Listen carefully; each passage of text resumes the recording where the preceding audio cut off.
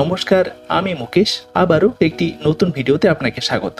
আজকের এই ভিডিওতে আমি দুটো স্টক নিয়ে আলোচনা করব, যে দুটো স্টককে আমরা র্যাডারে রেখে ফলো করতে পারি আগামী সপ্তাহের জন্য। আজকে 16ই নভেম্বর, 18ই নভেম্বর থেকে যে সপ্তাহটি শুরু হতে যাচ্ছে, আমরা সেই সপ্তাহের জন্য এই দুটো স্টককে র্যাডারে রেখে ফলো করব, কারণ স্টক দুটো ওভারসোল্ড জোনে চলে গেছে। তাই ভিডিওটি স্কিপ না করে সম্পূর্ণ দেখার চেষ্টা করবেন। আর এখানে আমরা দেখছি ডাবরের টেকনিক্যাল চার্ট, এখানে টাইম ফ্রেম ডেইলি। স্টকটি ডেইলি টাইম ফ্রেমে এখানে ওভারসোল্ড জোনে চলে এসেছিল, কিন্তু তারপরেও স্টকটি কন্টিনিউ নিচ্ছে।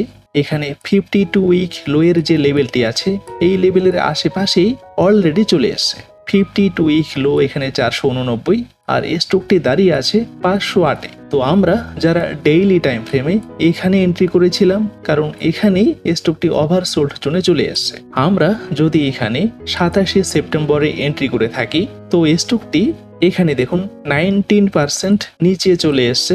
আর ডাবরের মতো ফান্ডামেন্টাল স্ট্রং স্টকে এন্ট্রি করার পর আমাদের যদি 19% বা 20% লস দেখতে হয়, স্বাভাবিকভাবেই আমাদের মাইন্ডসেট চেঞ্জ হয়ে যায়। তখন আমরা এই সমস্ত স্টক থেকে এক্সিট করে অন্য কোনো একটা ফান্ডামেন্টালি উইক স্টককে চুজ করি, যে স্টকটি হয়তো বা অল্প সময়ে আমাদের অনেকটাই প্রফিট দিতে পারে। কিন্তু আমাদের কোনো একটা পেনি স্টকে এন্ট্রি করার আগে মাথায় রাখতে হবে, যদি কোনো একটা স্টক খুব অল্প সময়েই অনেকটা প্রফিট দিয়ে থাকে, তো সেই স্টকটি খুব অল্প সময়েই আমাদের ক্যাপিটালও খেয়ে নিতে পারে। তাই কোনো একটা পেনি স্টকের থেকে আমরা যদি কোনো একটা ফান্ডামেন্টাল স্টকে ট্রেড নিই, কিন্তু এন্ট্রি করার পরেও যদি স্টকটি নিচে আসে এবং 19-20%-এর মতো লস দেখায়, এখানে কিন্তু আমরা কোনো একটা অল্টারনেটিভ পদ্ধতি ইউজ করতে পারবো, যে পদ্ধতির মাধ্যমে আমরা আমাদের লসটিকে অ্যাভয়েডও করতে পারি। তো সেই পদ্ধতিটি কি, সেটার জন্য আমি এখানে করব টাইম ফ্রেম উইকলি। এখানে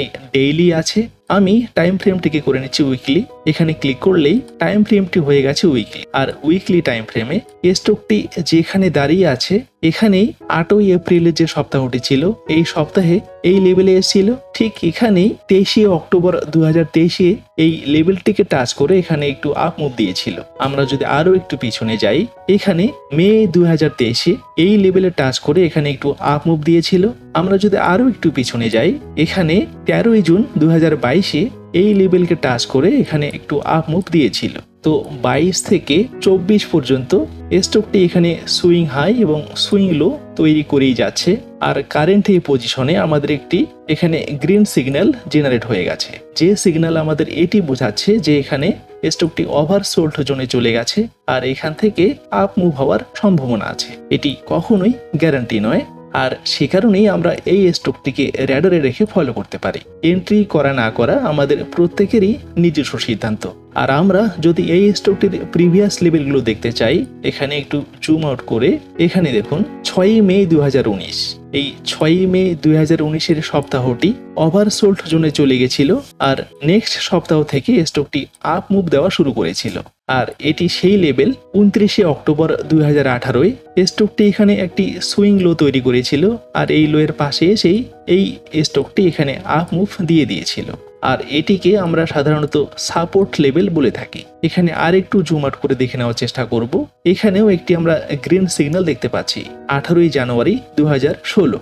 এখান থেকে কিন্তু স্টকটি আপ মুভ দিয়েছিল। আমরা যদি আরো পিছনে যাই, এখানে একটি লেভেল আছে 2008। স্টকটি এখানে ওভারসোল্ড জোনে আসার পর অনেক বড় একটা গ্রিন ক্যান্ডেল তৈরি করে দিয়েছিল, যে ক্যান্ডেলটি এখানে 21% উপরে গেছে। তাই আমাদের যদি ট্রেড করতে হয়, তো ডাবরের মতো স্টকেই ট্রেড করব।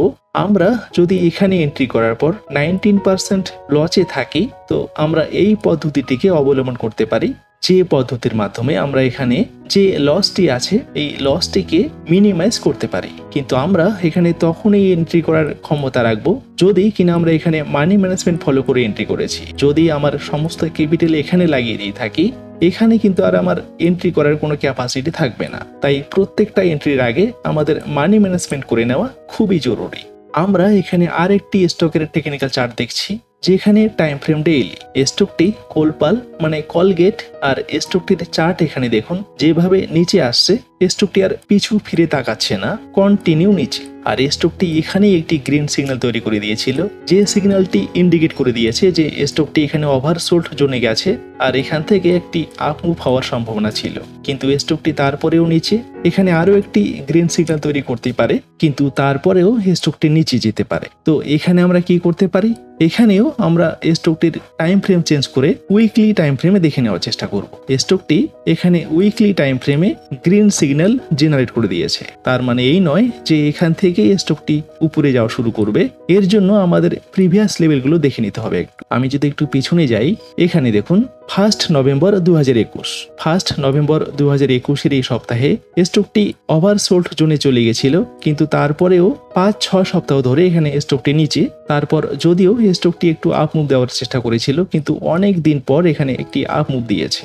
আমরা যদি 1 নভেম্বর 2021 এই লেভেলটি এন্ট্রি লেভেল ধরে 8 নভেম্বর 2021 এই সপ্তাহে এন্ট্রি করে থাকি, আমাদের টার্গেট মোটামুটি 10%, আর 10% টার্গেটটি এখানে দেখুন 175 দিনে হিট করে দিয়েছিল। কিন্তু স্টকটি এখানে কন্টিনিউ নিচে এবং নিচেই বেশিরভাগ সময়টা কাটিয়েছে।